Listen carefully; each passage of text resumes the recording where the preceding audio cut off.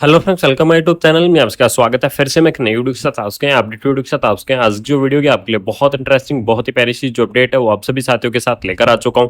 फिर से आप सभी साथियों के लिए बहुत ही शानदार सी जो इन्फॉर्मेशन है उसके बारे में डिस्कस करूंगा, यानी कि आप सभी साथियों के लिए परमानेंट जो आपकी नर्सिंग ऑफिसर की वैकेंसी है उसके बारे में चर्चा करूंगा। सबसे पहले आपको मैं बता दूं कि जिपमर की तरफ से आपको जो परमानेंट नर्सिंग ऑफिसर की वैकेंसी है वो आपको यहाँ पर प्रस्तावित यहाँ पर जारी कर दिया गया है।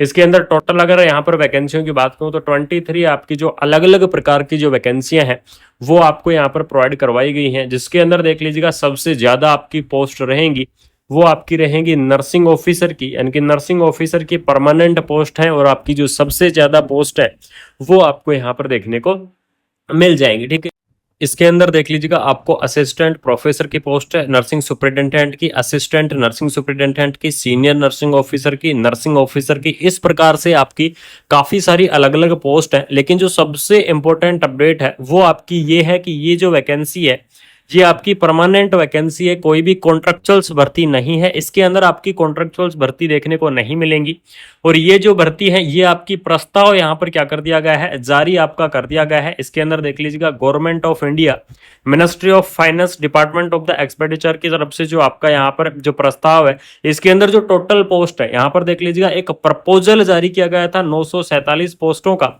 और 947 पोस्टों में आपकी ये जो पोस्ट है यहाँ पर आपको दिया गया है प्रपोजल कितनी पोस्टों का भेजा गया था और यहाँ पर एग्री यानी कि कितनी पोस्ट यहाँ पर एक्सेप्ट की गई है वो चीज आपको यहाँ पर दिखाई गई है। सबसे ज्यादा इस भर्ती के अंदर जो आपकी पोस्ट आने वाली है वो आपको नर्सिंग ऑफिसर की ही यहाँ पर देखने को मिलेंगी। तो कंप्लीटली इंफॉर्मेशन, कंप्लीटली अपडेट आपको देने वाला हूँ। सबसे पहले जो सबसे इंपॉर्टेंट बात करेंगे हमारी नर्सिंग ऑफिसर की पोस्ट के बारे में, उसी के बारे में यहाँ पर क्या करने वाला हूँ, डिस्कस आप सभी साथियों के साथ करूंगा। तो आपको यहाँ पर देख लीजिएगा नर्सिंग ऑफिसर की जो पोस्ट है वो आपकी यहाँ पर प्रोवाइड करवाई गई है। लेवल 7 के आधार पर आपको जो सैलरी है वो आपको देखने को मिल जाएगी, यानी कि लेवल 7 की अगर मैं बात करूं तो 44,900 रुपये आपका यहाँ पर क्या रहेगा, बेसिक रहेगा। और 44,900 के बाद में आपको यहाँ पर टीए दिया जाएगा, डीए दिया जाएगा, आपके एचआर रहेंगे और आपके जितने भी अनाउंस हैं वो सभी अनाउंस आपको देखने को मिल जाएंगे और आपकी जो सैलरी है वो आपकी बहुत ही अच्छी खासी आपको देखने को मिलेगी। तो यहाँ पर आपको देख लीजिएगा सैलरी की अगर मैं बात करूँ तो लगभग आपकी यहाँ पर 75,000 से आपकी सैलरी की स्टार्टिंग होगी और आपकी यहाँ पर लास्ट 90,000 तक आपकी जो सैलरी है वो आपकी यहाँ पर जा सकती है। तो सैलरी के लिए आप सभी साथी बिल्कुल निश्चिंत रहो, आपको जो सैलरी है वो बहुत अच्छी खासी देखने को मिलेगी। और नर्सिंग ऑफिसर की जो पोस्ट यहाँ पर प्रस्तावित की गई थी वो आपकी थी 400, यानी कि 400 पोस्ट यहाँ पर प्रस्तावित की गई थी, जिसमें से आपको 400 पोस्ट ही आपकी क्या कर ली गई है, एक्सेप्ट आपकी कर ली गई है। यानी कि नर्सिंग ऑफिसर की पोस्टों के अंदर कोई भी कमी नहीं की गई है, यानी कि जितनी पोस्ट प्रपोजल के अंदर दी गई थी नर्सिंग ऑफिसर की उतनी ही पोस्ट यहाँ पर क्या की गई है, एक्सेप्ट आपकी की गई है। ये आपके लिए सबसे बड़ी अपडेट रहने वाली है, सबसे इंटरेस्टिंग सी जो अपडेट है वो आपको देखने को मिल जाएगी। अब जो सबसे इंपॉर्टेंट कि इस भर्ती के अंदर आपका एलिजिबल्स कैंडिडेट कौन कौन रहेगा, यानी कि कौन कौन कैंडिडेट इस वैकेंसीज को यहाँ पर क्या कर सकते हैं, अप्लाई कर सकते हैं। तो यहाँ पर देख लीजिएगा जो कैंडिडेट यहाँ पर एलिजिबल्स रहेंगे वो कैंडिडेट रहेंगे जो जीएनएम कैंडिडेट हैं वो इस वैकेंसीज को अप्लाई कर सकते हैं। लेकिन जो जीएनएम वाले कैंडिडेट हैं उन कैंडिडेटों को मैं बता दूं कि आप यहाँ पर आपको मिनिमम 50 बेडेड हॉस्पिटल का आपको जो एक्सपीरियंस है वो आपके पास होना चाहिए और लगभग 2 ईयर का एक्सपीरियंस आपका यहाँ पर मांगा गया है, यानी कि मिनिमम 50 बेडेड हॉस्पिटल और 2 ईयर का अगर जीएनएम वाले कैंडिडेटों के पास एक्सपीरियंस है तो आप क्या कर सकते हैं, जीएनएम वाले जो कैंडिडेट हैं वो इस पोस्ट को अप्लाई कर पाएंगे।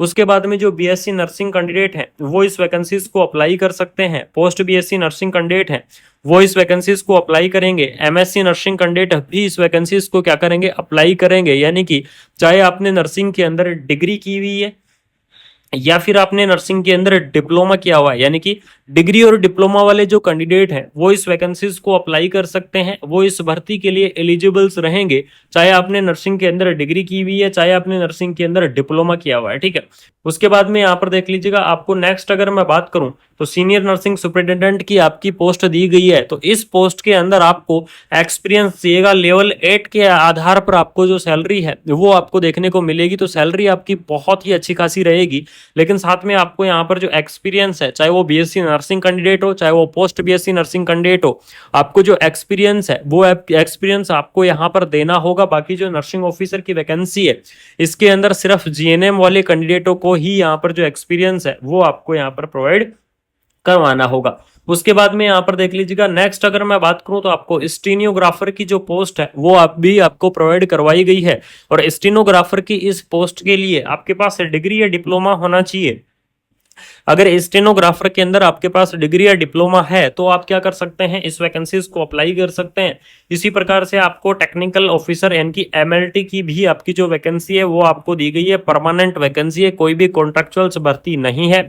सबसे बड़ी अपडेट यहाँ पर यही दी गई है। उसके बाद में बात करूंगा एज लिमिट के बारे में कि इस भर्ती की जो आपकी एज लिमिट है वो आपकी क्या रहने वाली है, यानी कि जो मिनिमम एज लिमिट आपको देखने को मिल जाएगी वो मिनिमम एज लिमिट आपकी 18 ईयर यानी कि 18 ईयर आपको जो मिनिमम एज लिमिट है वो आपको देखने को मिलेगी। और जो मैक्सिमम एज लिमिट है वो आपकी यहाँ पर 30 ईयर रहे। यहाँ पर 18 से 30 ईयर तो आपकी जो एज लिमिट है वो आपको यहाँ पर प्रोवाइड करवाई गई है। लेकिन गवर्नमेंट रूल के हिसाब से जो आपका एज का रिलैक्सेशन होता है वो आपका अलग अलग कैटेगरी वाइज रिलैक्सेशन देखने को मिलेगा। जैसे कि ओबीसी कैटेगरी की अगर यहाँ पर मैं बात करूं तो ओबीसी कैटेगरी के लिए आपको 3 ईयर का जो रिलैक्सेशन है वो आपको प्रोवाइड करवाया जाएगा, यानी कि ओबीसी के लिए 3 ईयर का रिलैक्सेशन रहेगा एज लिमिट के अलावा।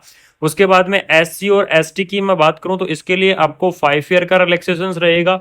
पीडब्ल्यूडी कैंडिडेट की अगर मैं बात करूं तो इसके लिए आपको 10 ईयर का रिलैक्सेशन रहेगा। इस प्रकार से आपका अलग अलग कैटेगरी वाइज जो रिलैक्सेशन है वो आपको यहाँ पर देखने को मिल जाएगा। कंप्लीटली इंफॉर्मेशन, कंप्लीटली अपडेट आपको यहाँ मैंने बता दी है।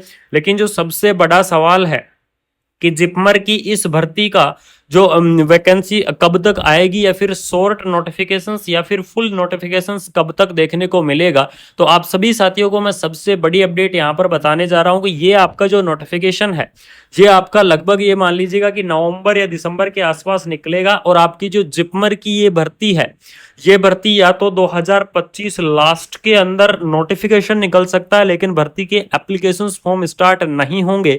और इस भर्ती के लगभग एप्लीकेशन फॉर्म स्टार्टिंग की बात करूं तो लगभग ये मान लीजिएगा या तो दिसंबर लास्ट में हो जाते हैं, अगर नहीं होते हैं तो फिर आपके 2026 में ही आपकी ये जो भर्ती है ये आपकी कंडक्ट करवाई जाएगी। ये आपके लिए सबसे बड़ी अपडेट होने वाली है। सबसे इंटरेस्टिंग सी जो अपडेट है वो आप सभी साथियों को देखने को मिल जाएगी। तो जिपमर की तरफ से ये प्यारी सी परमानेंट वैकेंसी आने वाली है। तो जो भी आसपास के कैंडिडेट हैं या फिर जो भी कैंडिडेट इस भर्ती को अप्लाई करना चाहते हैं तो उन सभी साथियों के लिए बहुत बड़ी खुशखबरी है कि आप जिपमर की इस वैकेंसीज को अप्लाई कर सकते हैं।